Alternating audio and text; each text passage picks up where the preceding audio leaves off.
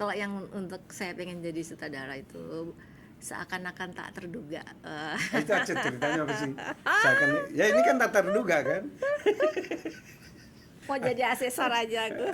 Cesar, oke. Jadi Cesar, oke, bagus. Karena kita saat ini kurang punya apa namanya asesor untuk keaktoran ya. Terus kemudian gosip berikutnya, gibas berikutnya katanya menjadi produser. Iya, itu. Oke, kita ketemu lagi di Sinema Indonesia Boom, podcast KFT penuh dengan gibah. Sekarang saya bersama dengan Mbak Clara. Kita bergibah dulu di sekitar dunia keaktoran. Kita dulu pernah satu produksi ya. Iya, dulu banget. Oh, dulu banget. Masih Main imut-imut. kinyis-kinyis. Bang gue juga masih kinyis-kinyis dulu. Pengen tanya banyak hal tentang keaktoran ya. Iya. Saya melihat waktu itu karena memang saya mendampingi Pak Teguh itu, saya selalu sering bertanya gitu, kapan sih Pak Teguh itu mendirect pemain gitu ya. Pak Teguh kan polanya berbeda ya. Iya. Tidak langsung, tetapi dia cara mendirect pemain itu kan dengan banyak ngobrol, tidak memberi instruksi gitu ya. Iya, Nah, betul. Mbak Clara melihat sekarang perkembangannya kan berbeda, banyak sekali pemain-pemain yang instan ya. Nah itu, kalau dulu kan kita, ya sekarang juga sama-sama ada latihan, proses latihan. Cuman latihannya itu kan sudah kepada skenario. Sementara kalau Pak Teguh itu kan latihan itu dari latihan basicnya juga dia latih gitu ya. Dan berbeda sekali ya karena kebutuhannya juga proses kreatifnya juga berbeda gitu. Kalau sekarang lebih kepada ya sudah satu package itu disiapkan untuk satu package dan selesai seperti itu. Jadi waktu datang tuh masing-masing sudah dengan package-nya masing-masing, dengan bentuknya masing-masing gitu. Ada yang satu memang siap, ada yang satu level 1, ada yang level 2, level 3, level 4. Jadi ya itu memang berbeda hasilnya gitu. Punya pengalaman nggak Mbak Clara di dalam salah satu film lah yang paling memiliki satu kesan ya, bahwa betul-betul baik karakter maupun sistem kerjanya gitu ya, dan di dalam memainkan satu peran itu ada yang ya. Kalau yang saya ada dua yang saya paling berkesan tuh ketika pakaian dan kepalsuan dengan Pak Teguh, dan yang kedua Kantata Takwa dengan Mas Eros dan Mas Slamet, Mas Gotot gitu waktu itu. Dua-duanya itu betul-betul ada PR dan betul-betul memang dipersiapkan, tidak secara instan ya, tidak secara langsung ke naskahnya yang diolah sesuai dengan karakter, enggak, tapi memang base-nya dulu gitu. Ketika Pak Teguh juga dulu kan ada reading, tapi dia juga eksplorasi dari setiap bergaul dengan setiap ensemble di situ, ditemukannya juga di situ gitu. Dan juga itu waktu itu kan TV play juga bentuknya. Nah, jadi ini saya mau tanya. Ya. Kantata Takwa kan sama pakaian dan kepalsuan kan beda ya. Beda Itu banget. satu TV play, satu ini Ya. punya persiapan yang berbeda nggak? Berbeda betul. Kalau waktu dengan pakaian dan kepalsuan itu memang irama yang dibangun adalah irama global ya, keseluruhan gitu, irama besar gitu, irama bersama ensemble.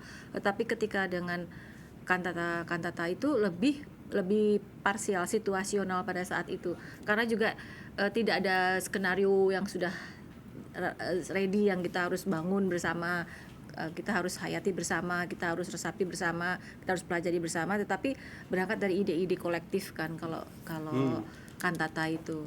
Jadi memang agak lebih parsial, cuman di situ karena peran saya sebagai benang merah, jadi sayanya aja yang harus pegang kontemplasi dari garis kontemplasi dan garis merah dari semua ide-ide itu, garisnya dipegang oleh si gadis berjilbab itu. Jadi beda banget. Nah, sekarang kalau lihat perkembangan banyak sekali anak-anak sekarang yang main itu sebetulnya instan ya. Ya, Ya.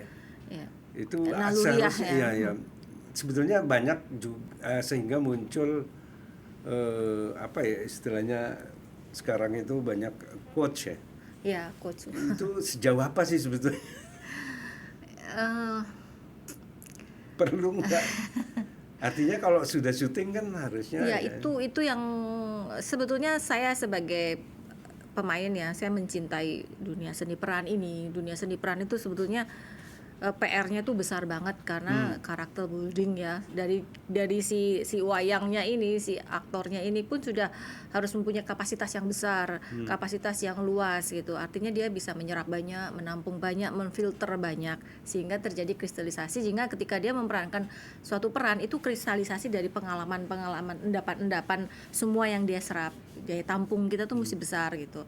Nah, kalau saya lihat coach ini kan untuk mensiasati keadaan instan ini gitu. Tetapi yang namanya kerja kesenian itu kualitasnya itu ditentukan oleh kualitas hidup si personanya dari si aktor ini gitu. Nah, sejauh mana kurang lebih coach itu berfungsi? Kalau memang menurut Mbak Clara itu coach itu memang perlu apa enggak sih gitu. Dan kalau ataupun dibutuhkan perlu sebaiknya itu dihadir kapan dan apakah betul memang dibutuhkan untuk Kalau untuk mensiasati industri sekarang Untuk yang pemain serba baru kali ya. instan gitu, terus kebutuhannya mungkin pemain yang fiturnya seperti ini, yang ini kan ada subjektivitas di dalam hal menentukan peran ya. Saya lihat ya tidak seperti industri besar yang sudah maju film yang di negara maju, mereka kurang ya. Mungkin ada casting director tuh memang betul-betul yang mempunyai kualitas untuk mengcasting ahli struktur manusia, ahli karakter segala macam. Kalau di Indonesia kan belum sampai ke situ. Jadi ada subjektivitas yang tinggi ketika di Indonesia tuh karena tuntutan industri sehingga ada kriteria-kriteria yang dibangun dari subjektivitas itu untuk peran tertentu gitu, untuk peran terutama peran-peran utama, dan sehingga tidak melihat kapasitas lagi. Itu tidak melihat kapasitas, tidak melihat kompetensi lagi, tetapi physically saja, figurnya saja seperti itu. Mungkin di situ dibutuhkan coach ya, tapi ya coachnya tidak akan memberikan nilai tambah, dia hanya memoles saja gitu sebetulnya sih. Ya, Sebetulnya ini saya mau gosip, katanya Mbak Clara mau jadi coach. Kalau ada yang nawarin jadi coach mau nggak? aduh mau jadi asesor aja aku. Asesor, oke. Jadi asesor, oke, bagus. Karena kita saat ini kurang punya asesor untuk keaktoran ya. Itu saya pikir Mbak Clara harus segera itu untuk ikut pelatihan asesor. Terus kemudian gosip berikutnya, gibas berikutnya katanya menjadi produser. Iya, itu. Tunggu sebentar lagi. Katanya jadi produser. Tunggu di layar rumah Anda masing-masing. Ini gosipnya banyak gitu. Oke. Terus menurut Mbak Clara melihat perkembangan perfilman kita sekarang ini, sebetulnya apa sih yang harus dilakukan oleh teman-teman yang karena persaingannya kan cukup semakin bermunculan pemain-pemain baru apa gitu ya, dan apa sih sebetulnya yang harus dilakukan oleh asosiasi ataupun pemerintah di dalam menghadapi perkembangan yang sangat cukup pesat. Ya itu memang kalau industri perfilman pesat, produktivitas pesat, kita punya fasilitas atau pendukung juga pesat. Cuman terus terang aktor yang bagus di Indonesia itu 1-2 saja. Saya cuma bisa lihat itu gitu. Ya sebetulnya sedih sih Bang gitu. Iya. Karena gini loh Bang, kalau orang meremehkan aktor atau pemain itu seperti apa? Karena dia ada di depan, dia merupakan yang dilihatkan itu seharusnya itu ya sekarang secara kehidupan keseluruhan lah, kualitas generasi Nah sekarang saya mau sekarang. gosip lagi, gibah lagi nih sebetulnya. Sekarang keaktoran itu asosiasinya banyak nih. Itu Ada dia. ada berapa ya? Dan sekarang Ada kalau Parvi 56, ada nah, Papindo, ada Rai, ada lagi Parvi lain itu. Itu gimana itu?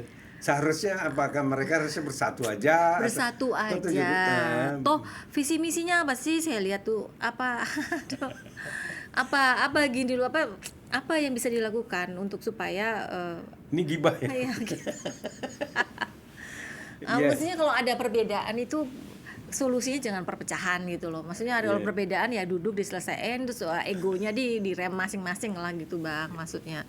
Iya. Jadi Nah, kalau sekarang kalau menurut Mbak Clara, sebaiknya asosiasi oke lah nggak apa-apa. Artinya ada beberapa ya mungkin karena ada perbedaan di dalam melihat bagaimana menjalankan organisasi ya. Oke. Tetapi sebaiknya menurut Mbak Clara sebagai pemain kalau berada di dalam satu asosiasi di salah satu di antara mereka umpamanya, seharusnya asosiasi itu harusnya ngapain untuk anggotanya gitu. harusnya memperjuangkan hak-hak pemain ya, misalnya copyright gitu ya untuk rerun. Tapi saya kira sekarang sudah mulai ada beberapa aktor yang mampu untuk memperjuangkan mendapatkan copyright gitu. Jadi turunan-turunannya juga gitu. Nah, itu sebetulnya tuh harusnya diperjuangkan oleh asosiasi. Kan kasihan ya waktu ada seorang aktris senior, sangat senior dan aktris besar, bagus banget, ketika sudah sepuh gitu honornya cuma 2 juta. Terus sementara yang baru-baru yang kualitasnya itu bisa berpuluh-puluh lipat dari dia, kan itu seperti itu yang seperti itu loh yang harusnya diperjuangkan. Tapi gitu. memang itu terlihat sekarang banyak pemain-pemain yang mengeluh gitu ya, pemain-pemain yang sebetulnya cukup punya kemampuan ya, punya kompetensi untuk sebagai aktor, tetapi tidak dipakai katanya karena dia nggak punya follower. Nah itu apa bener nggak sih Nah, itu? kalau yang seperti itu tuh kan bisa dikondisikan. Oh, maksud saya bukan copyright tadi, maksudnya royalti. Iya royalti itu oke, itu Itu artinya. ya royalti. Kalau itu wah, Jadi ya kan. artinya kan eh, dia dipakai bukan karena Kemampuannya. kemampuan yang sesuai dengan tuntutan daripada skenario atau cerita yang ingin dibuat ya. Artinya hanya berdasarkan karena dia follower banyak gitu ya. Ya mungkin itu harus dipertimbangkan, tapi yang nomor sekian lah Ya, gitu ya, ya, loh. ya, Harusnya ya, bukan itu. jadi pertimbangan utama, karena kan kita mau bikin film nih. Kita kan Ya, ya itu. kan Ini unsurnya banyak toh untuk bisa film itu laku. ini balik lagi nih gibah lagi nih. Dari sekian asosiasi itu ada nggak salah satu yang memang concern terhadap bagaimana mengembangkan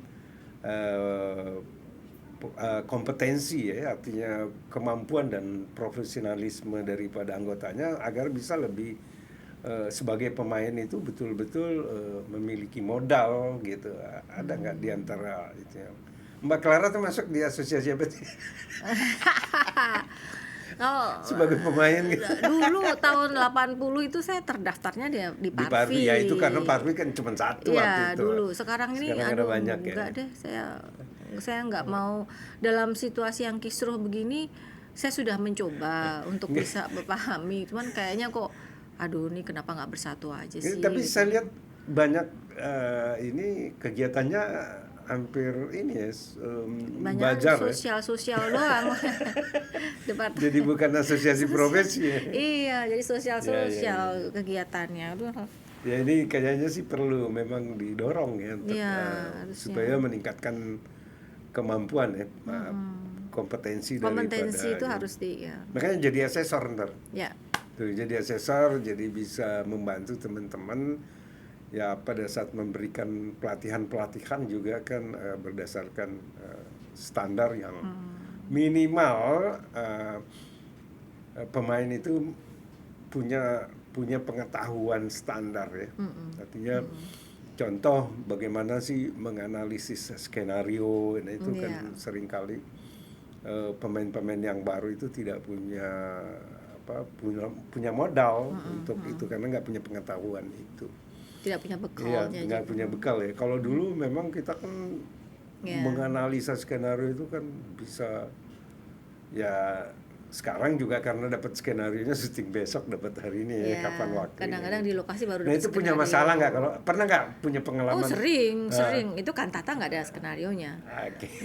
Baru di tempat baru dapat dialog. Ya Kadang-kadang. tetapi lingkungannya kan lingkungan orang-orang kreatif, berbeda dong. Pernah juga waktu itu sempat ada sinetron stripping gitu ya. Terus udah didandanin belum ada skenarionya. Udah dandanin jadi siap di lokasi karena itu stripping ya. Jadi udah duduk. Jadi ngedandaninya berdasarkan apa? Ya pokoknya nih baju ini ke kantor gitu aja dah. Baju kantor ya ini mau berangkat kantor terus sutradaranya lagi skenarionya sama sutradara lagi nulis gini. Terus dikasih selembar gitu. Aduh ngebaca gitu. Ya udah. Jadi ya otomatis memori yang kita pakai kan orang tuh acting tuh kan ada unsur memori yang kita harus bangkitkan untuk membangkitkan imajinasi Bang. Jadi memori yang kita ambil saat itu, yang terjadi saat itu karena itu seketika kalau kita bagus di dalam merecall memori untuk membangkitkan imajinasi itu akhirnya yang personal yang kita gitu. Karena terlalu instan, tetapi kalau kita sudah sudah sering dilatih ya, kayak saya di bengkel sering dilatih sama bapak saya, otomatis memori yang saya bangkitkan adalah memori penghayatan dari bedah skenario ini, bedah si tokoh ini. Oh si tokoh ini pernah mengalami seperti ini. Itu ada di memori saya. Itu dianalisis gitu. Pada saat melakukan analisis ya. Skenario. Jadi saya misalnya jadi ibu siapa, Ibu Retno misalnya gitu. Oh Ibu Retno itu seperti ini, pernah ada problem seperti ini, mengalami apa yang sudah pernah terjadi. Terus ketika itu dia mau pergi, nah kan ada adegan yang episode kemarin gitu. Tinggal merecall kemudian untuk merecall memori ini untuk membangkitkan imajinasi kita dalam menghayati dialog-dialog itu Bang. Gitu. Oke. Tadi menarik itu soal merecall. Iya. Merecall memori itu kan artinya seorang pemain itu dituntut untuk mengisi memori itu. Nah, memori itu seperti apa gitu? Ya, ketika kita baca skenario ini kan kalau biasanya kalau udah yang susulan gitu kan 3 episode atau 6 episode itu sudah jadi. Jadi dari episode yang sebelumnya kita udah tahu oh ini sebelumnya itu ada kejadian seperti ini. Jadi secara dramatik tuh seperti ini. Tone emosinya udah sampai segini. Oh, ketegangannya udah sampai segini misalnya kayak gitu. Oh perpecahannya di sini, konfliknya di sini gitu. Kita udah ada. Jadi ketika dapat ini cuman selembar ini ya kita tinggal merecall memori itu gitu. Iya itu tadi maksud saya agar memori yang akan kita recall itu perlu nggak seorang pemain itu melakukan satu pengamatan atau apapun namanya? Ya observasi gitu. Artinya sebelum dapat skenario juga harusnya observasi dengan karakter yang akan kita tokoh. Makanya Bang, kalau tadi saya bilang bahwa kalau aktor itu dia itu harus punya kapasitas yang besar, kapasitas dalam menyerap, menampung gitu dan mengekspresikannya. Dan dia juga harus mengerti frame untuk ekspresi yang akan diberikan karena beda ya dengan teater dan film. Ketika kita di kamera, kita mengenal reacting. Nah, reacting ini yang kita harus tahu. Seharusnya kalau aktor yang mengerti reacting dia tidak akan punya ego besar. Reacting itu misalnya nih kalau di frame kamera kan kita cuma suka kelihatan punggungnya, suka apa. Tapi kan itu kan harus acting juga. Karena itu mungkin dari waktu kita reaksi dari adegan yang sedang terjadi atau mungkin cuma sebelah atau dengan alis diangkat atau seperti itu yang reaksi kecil seperti itu. Nah, ini kan orang-orang yang seperti ini seharusnya orang yang sangat bisa mengendalikan egonya ketika dia harus memberi karena hakikatnya itu ketika dia reacting dia memberi kepada lawan gitu. Acting itu ketika memberi kepada lawan dan kemudian bisa terjadi timbal balik. Jadi kalau sampai persatuan artis itu tidak ada yang namanya bisa aksi dan reaksi ketika ada persatuan artis yang tidak bisa guyup malah pecah-pecah mungkin tuh lah ini aktor loh kok bisa egois loh gitu. Harusnya aktor tuh bisa mengesampingkan egonya gitu. Acting tidak akan menjadi apa-apa kalau tidak bisa memberi. Ya itu karena ada yang namanya aksi dan reaksi itu tuh harus jalan Bang. Ya itu di dalam ya itu makanya saya kadang-kadang melihat gitu banyak yang tadi Mbak Clara bilang mungkin foreground, tetapi kadang-kadang pemainnya tuh kok nggak memberikan Nggak, ya, aksi gitu ya, ya, bagaimana yang di depan kamera ya, ya, memberikan reaksi ya, kalau seperti itu. lawan mainnya sendiri tidak Ya, memberikan terus aksinya gitu. ketika kita harus bersama-sama actingnya seberapa, terus ketika kita eh, di zoom ke kita, di Iya, iya, fokus iya. ke kita gitu, terus close up ke kita atau medium shot atau fokus, itu kan ada reacting di situ. Nah itu kita Iya. harus mengerti di situ bang gitu. Nah itu Iya. kan orang yang biasa mengendalikan itu kan, kok nggak bisa menjaga ensemble, sementara di dalam film kan kita biasa bekerja ensemble, artinya kebersamaan, tidak ada kerja sendiri. Jadi seharusnya organisasi keaktoran itu tidak boleh egois Ya. gitu. Kalau Oke, gosip berikutnya. Biasanya kan banyak pemain itu ya. Pemain itu semakin matang, semakin ini, terus banyak tiba-tiba ingin jadi sutradara. Mbak Clara mau jadi sutradara. itu aku juga pengen loh bang. Ya itu. Nah, apa ya? Kalau pengen jadi sutradara itu sebetulnya apa sih yang ini banyak ya, banyak. Ya. Tapi menurut saya sih itu hal yang tetapi yang saya pengen tahu, kata tadi Mbak Clara, ya saya juga pengen tuh. Nah, apa yang membuat Mbak Clara itu tuh pengen jadi sutradara? Apakah karena ada ketidakpuasan atau memang karena memang itu? Iya, kalau saya lebih kepada bahasa, saya ingin menyajikan suatu adegan yang lebih padat gitu, yang lebih artinya tuh jarak antara mata dan otaknya manusia itu berjalan bisa seiring gitu, seperti itu. Jadi kalau saya lihat tuh, wah ini seharusnya bisa dibikin lebih nggak anu lagi nih, kita nggak longgar di pikiran gitu. Ketika kita melihat gambar kan otak kita bekerja kan bang ya. Nah itu kadang-kadang longgar gitu loh bang, ada jarak gitu. Jadi kita kadang-kadang merasa malas untuk nonton gitu kan, bukan lambat ya tapi longgar gitu. Jadi harusnya dia bisa, cuman itu aja sih. Cuman kan kalau kita kan ibaratnya nonton bola kan komentar lebih gampang daripada main bola. Oke, kita lanjut gosip berikutnya. Kalau menjadi sutradara, kalau nanti ya menyutradarai kurang lebih naskahnya siapa? Naskahnya Bapak saya aja. Iya kan? Tapi produsernya udah ada atau produser sendiri? Sekarang siapa yang mau percaya saya jadi sutradara kalau nggak produserin sendiri bang? Gitu. Ya kalau saya jadi produsernya kan bisa. Oh ya gitu bisa dong. Aduh, atau ya. ada temen lain menjadi produser. Kan banyak naskahnya Mas Willy itu kan banyak bagus-bagus bang, gitu. aduh. Itu, Ada tuh satu ya. yang naskah lepas satu ya film. Itu juga itu naskah yang casual gitu bang, jadi kayak nggak terlalu banyak PR gitu kayaknya. Nah yang paling apa? Yang paling Sekarang yang lagi kalau dapat ini bukan gosip, bukan gibah, tapi ini memang kalau ya namanya kalau memang jalannya seperti itu ya kan, artinya besok tiba-tiba ada yang menawarkan Mbak Clara sebagai sutradara itu, naskahnya Mas William paling naskahnya yang untuk mau saya. yang sudah ada di dalam kepala itu. Kalau yang untuk saya pengen jadi sutradara itu seakan-akan tak terduga. Itu aja ceritanya apa sih? Ya ini kan tak terduga kan? Ini gosipnya lanjut. Seakan-akan tak terduga gitu kan. Nah, itu sebetulnya Kan rahasia mungkin banget tuh bang. Mungkin ada yang tidak menduga tiba-tiba besok Mbak Clara jadi sutradara ya kan, dengan judul itu kan ya kan.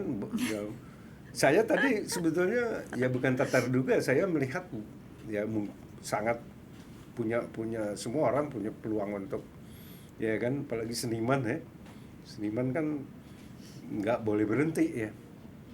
Dengan judul seakan apa? Nanti deh bang. Itu belum ada yang tahu loh bang, belum ada yang tahu itu. Tulisan itu belum ada yang tahu bang, itu bang betul-betul diberikan ke papa. Nggak apa-apa, saya ini itu. bagian daripada ini kita publish bahwa judul itu ya kan, sorry jangan ada yang pakai gitu kan, karena haki itu. Makanya nanti dipakai ambil orang gimana bang? Haki itu kalau kita sudah publish seperti ini itu menjadi hak. Oh ya? Iya. Okay. Jadi kalau kita sudah publish itu nggak boleh itu sebetulnya. Itu kalau menurut undang-undangnya seperti itu ya. Yeah. Bukan bahwa kita harus meregistrasi, tetapi pada saat dipublish itu sudah kurang lebih seperti itu. Nah, yang mungkin yang perlu adalah isi ceritanya yang harus nanti aja. Nanti sekarang Bang kalau boleh nanti kalau saya jadi produsernya boleh gitu. Tapi udah punya produser katanya. Enggak, kan saya juga produser Bang. Oh gitu, saya pikir udah punya produser. Nah kalau yang produser ini aku pengen bikin buku harian seorang penipu Bang. Apa? Buku harian seorang buku harian penipu. itu juga bagus itu. Ya. Itu bagus itu. Oke, kita cari duitnya. Ayo Bang bikin juga. Tapi nanti ada yang marah gitu. Ini, saya dengar-dengar katanya sudah ada produser yang mengincar naskahnya. Tapi itu sih saya pikir itu wajar ya. Naskahnya Mas Willy kan banyak sekali dan bagus-bagus ya. Dan mendengar namanya Mas Willy aja kan sebetulnya itu selling point gitu ya. Itu nggak bisa siapa yang nggak kenal gitu. Ya. Itu saya pikir hal yang wajar gitu kalau banyak yang mengincar ya, naskah-naskahnya Mas Willy dan memang bagus-bagus gitu. Mbak Clara nanti kalau jadi sutradara, kalau perlu co-director saya siap jadi co-director. Oh, harus jadi nih berarti. Saya didukung orang-orang hebat. Saya jadi co-director siap gitu. Aduh, terima kasih. Ada soundman, alhamdulillah. selengkap, kameramennya ada. Pokoknya di KFT apa saja ya, termasuk gibah cukup. Kita penuh dengan gibah. Oke, terima kasih Mbak Clara. Mudah-mudahan ini obrolan santai kita penuh dengan gibah, mudah-mudahan bermanfaat. Banyak hal yang di lapangan terjadi yang ada kemungkinan memang tidak sehat buat kita ya. Umpamanya kalau kita lihat dari sisi keaktoran gitu kan, bahwa saya seringkali menyutradarai pemain-pemain yang betul-betul kosong gitu ya. Itu problem buat kita gitu. Problem buat kita. Artinya kita akhirnya penuh dengan trik. Ya, penuh dengan trik. Saya pikir tadi makanya saya tanyakan tentang asosiasi keaktoran itu yang saya lihat gitu. Memang banyak yang membuat kursus kursus ini, tapi termasuk mungkin itu kali ya yang kenapa ada coach ya Kang Andi ya. Karena persoalan itu kali ya. Karena itu. Banyak pemain-pemain yang instan sehingga muncul coach. Karena kalau menurut saya coach itu ya gimana ya, kalau cuma di lapangan ya mungkin ada proses-proses sebelumnya juga. Waktu pendek juga. Ya waktu pendek. Ya instan juga untuk instan jadi untuk lebih fokus pemain. Iya kan. Karena pemain itu yang harus main, tapi dia tidak punya kemampuan sebagai aktor gitu, sehingga dibutuhkanlah ada yang namanya coach gitu ya. Oke, mudah-mudahan ini Mbak Clara akan menyutradarai, tadi judulnya Aduh, rahasia. Kan udah disebut tadi. Itu publish supaya ini hakinya langsung gitu. Apa judulnya?